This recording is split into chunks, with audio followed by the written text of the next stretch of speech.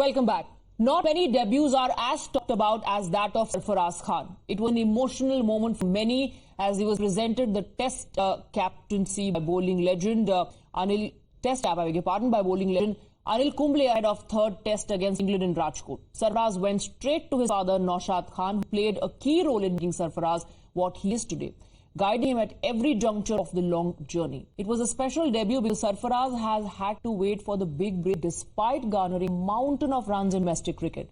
It's therefore a story of grit, determination and perseverance. And the young cricketer gave a glimpse of the immense talent he possesses on the first day itself with a blazing knock of a 48-ball half-century. However, his innings were cut short due to a mix-up with Jadeja when he was batting at 62. After the match, Jadeja took to Instagram and apologized to Sarfaraz for the mix-up. Times Now spoke to Sarfaraz's father on his son's glorious run. Naushad साहब, times now से जुड़ने के लिए बहुत बहुत शुक्रिया। हमसे बात करने के लिए आपका बहुत शुक्रिया। मैं सबसे पहले ये जानना चाहता हूं आपसे कि आपको कब पता चला कि सरफराज आज डेब्यू करने वाले हैं? नहीं, मैं तो हर मैच सोचता हूं कि जब भी ऐसा टाइम आता है कि सरफराज एक दिन खेलेगा करके, बस ये है कि मुझे तो भरोसा था, यकीन भी था कि एक दिन सरफराज खेलेगा, लेकिन कैप मिलने के बाद लोगों को भी किनाव हो गया। तो मुझे भरोसा था, बस ये नहीं पता था कि आज राजकोट में ये तारीख को खेलेगा। वो दिन भी आ गया ऊपर वाले की करम से। जी, इसीलिए मैं जानना चाहता हूं कि वो मोमेंट क्या था जब सरफराज को उनका टेस्ट कैप ला और वो कैप लेने के बाद उन्होंने एक फोटो खिंचवाई जो कि शायद कस्टमरी है, और उसके बाद बिल्कुल आपके पास आए, आप दोनों ने एक दूसरे को गले लगाया और दोनों काफी इमोशनल थे। जो लोग देख रहे थे उनके भी आंखों में पानी आ गया था। बहुत ही इमोशनल मोमेंट था वो। जी नहीं, एक्चुअली एक खुशी के आंसू थे, इसमें कोई ऐसा दुख नहीं था, सब खुशी थी। क्योंकि जब कभी कोई तकलीफ आती तो सरफराज रोता था, मैं तो हिम्मत बांध के बढ़ जाता था। आज मेरा टाइम था रोने का, क्योंकि बड़े हुए थे सब और इतने सालों का सपना भी था, और वो कैप एक्चुअली इस साल मैं ही पहन रहा था, क्योंकि मेरा सपना था क्रिकेट खेलने का, लेकिन रोजी रोटी घर की मजबूरी की वजह से मैं रणजी ट्रॉफी मुंबई प्रोवर्स तक जा पाया, और उसके अलावा आगे नहीं जा पाया मैं, क्योंकि काम धंधा सब देखना था। लेकिन ये अपना सरफराज ने पूरा कर दिया, अल्लाह ताला ने करवा दिया बस। अभी भी आप बात करते करते भी नौशाद साहब आपकी आंखें भर आई हैं, और आई एम श्योर जो देख रहे हैं ये इंटरव्यू वो भी ऐसा ही फील करते होंगे। थोड़ी परफॉर्मेंस की बात करते हैं सरफराज की, एक तरह से जिसे कहते हैं कि ड्रीम डेब्यू करना, हाफ सेंचुरी की उन्होंने अनफॉर्चुनेटली रन आउट हो गए, तो उनके परफॉर्मेंस से आप क्या कहेंगे, क्योंकि कोच भी हैं आप? नहीं, हजारों लाखों करोड़ों लोगों की दुआ थी इसको, क्योंकि ऐसा ड्रीम डेब्यू होना बहुत सपनों में होता है ऐसा, और ये दुआ ही है बस। मेहनत तो सभी लोग करते, वो भी कर रहा था बेचारा।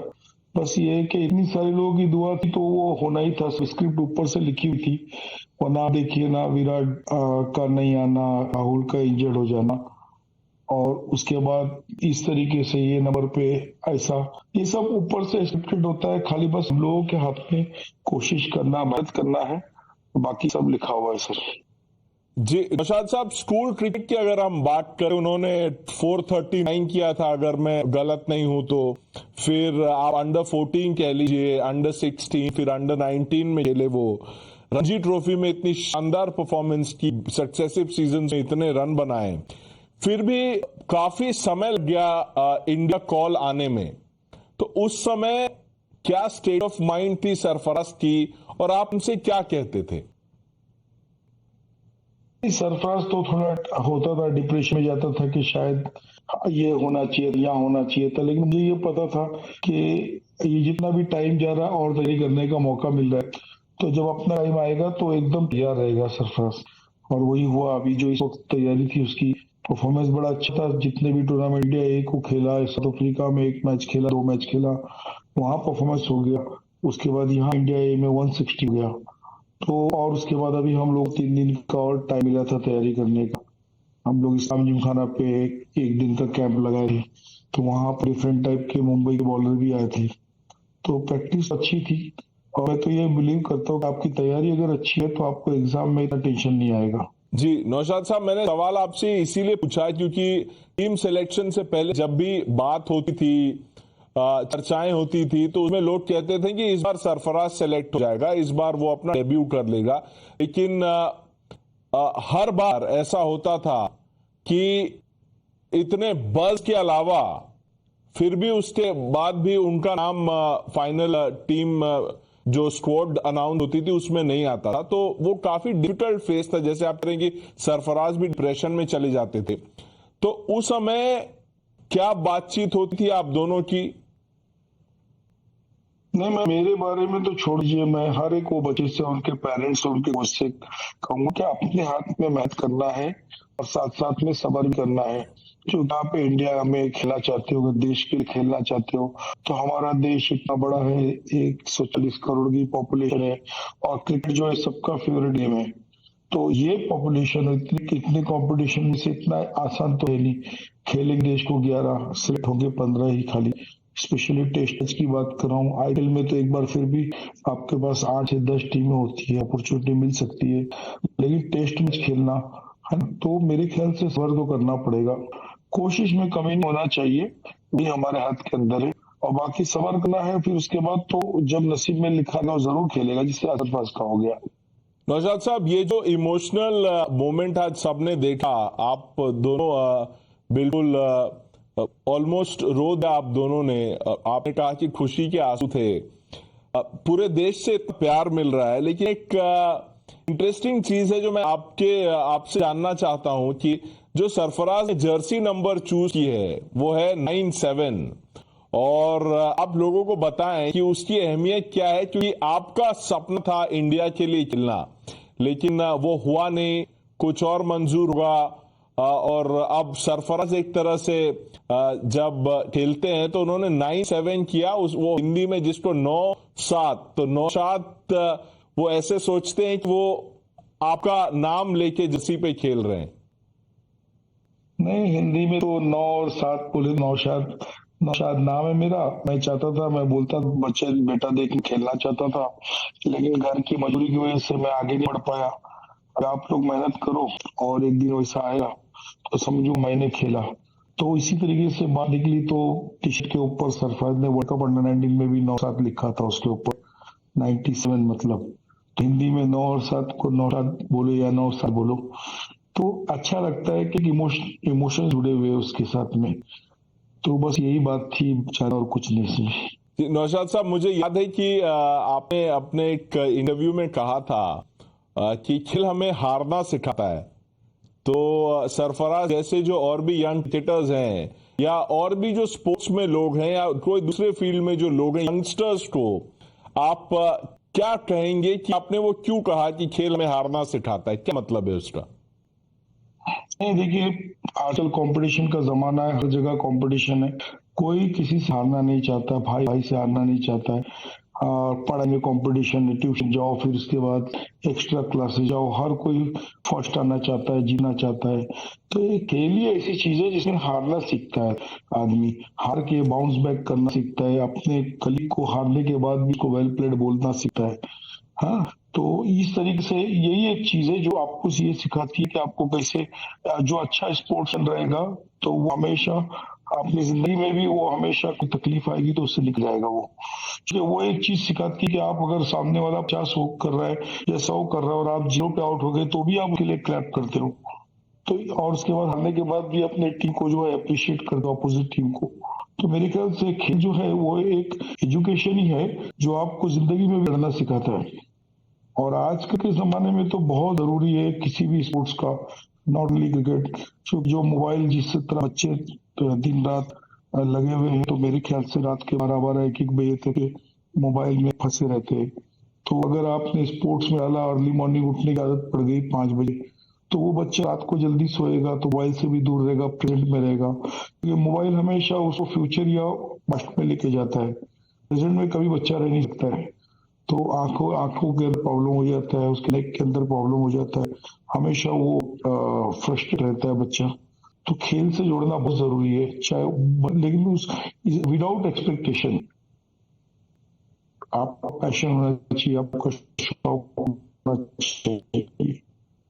ये मैंने आपसे इसीलिए भी कहा क्योंकि जैसा कि आप देखते भी होंगे, आई एम श्योर आपको भी बहुत कॉल्स आए, नेशनल टीम में आप खेलना चाहते थे लेकिन वो हो नहीं पाया। अब सरफराज एक तरह से आपके सपने को साकार कर दिया ऑलरेडी और आपके सपने को जी रहे हैं सरफराज।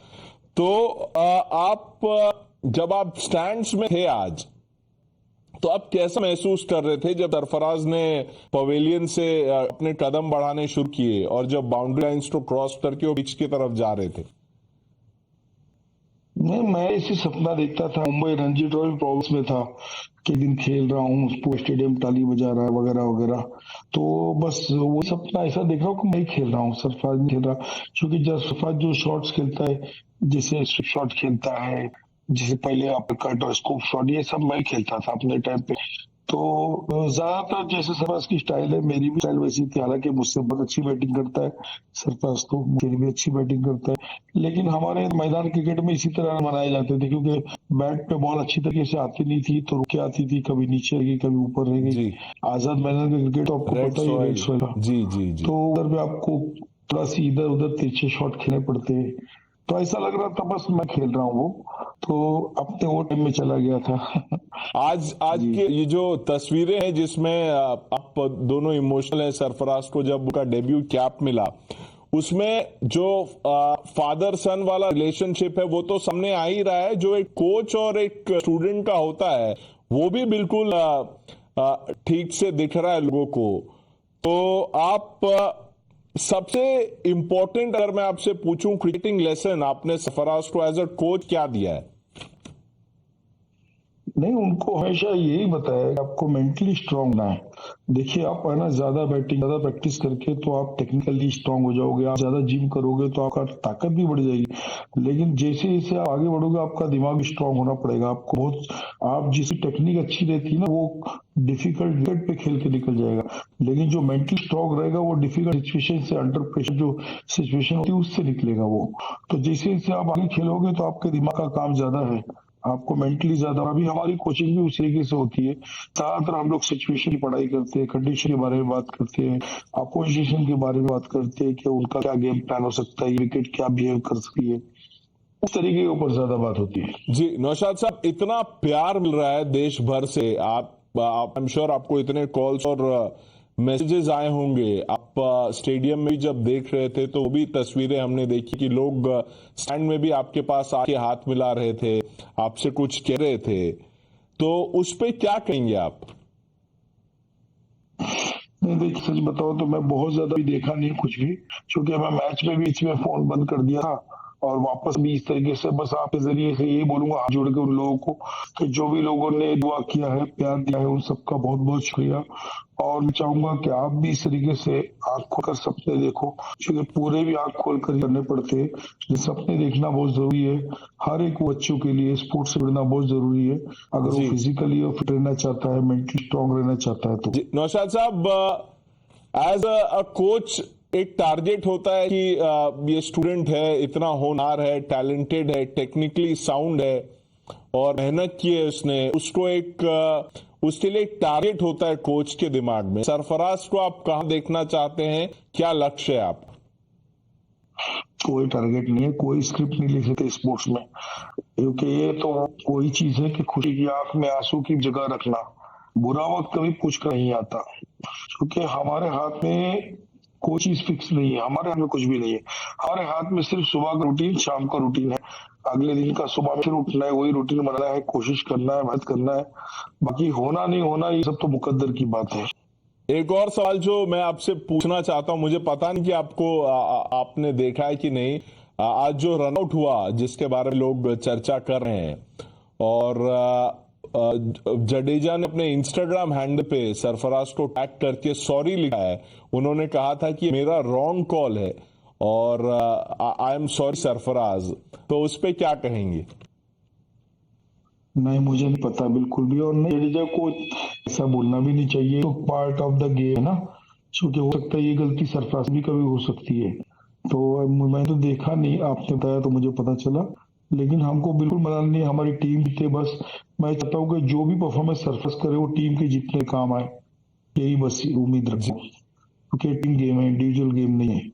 नौशाद साहब, एक और वीडियो जो बहुत वायरल हो रही है, लोग उसके बारे में बात कर रहे हैं कि जब सरफराज रन आउट हुए तो क्राउड, तो वहां जो लोग दर्शक देख रहे थे वो तो डिसअपॉइंटेड थे स्पेक्टेटर्स, लेकिन रोहित शर्मा भी बहुत शायद वो चाह रहे थे या उन्होंने देख लिया कि ये सेंचुरी की तरफ बढ़ रहे हैं सरफराज, लेकिन आउट होने के बाद रोहित शर्मा ने ड्रेसिंग रूम में अपने टोपी ऐसे निकाल के फेंक दिया।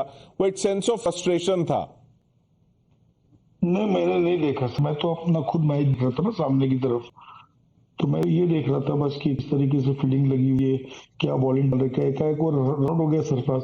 तो उसके बाद फिर हम लोग, मैं और उसकी वाइफ बैठी थी सरफराज की, हम लोग बात करने लगे कि हमारे नसीब में इतने मिनट तक खेलना लिखा था, अब अगली इनिंग में चला फिर कोशिश करेंगे हम लोग कि अच्छा हो जाए।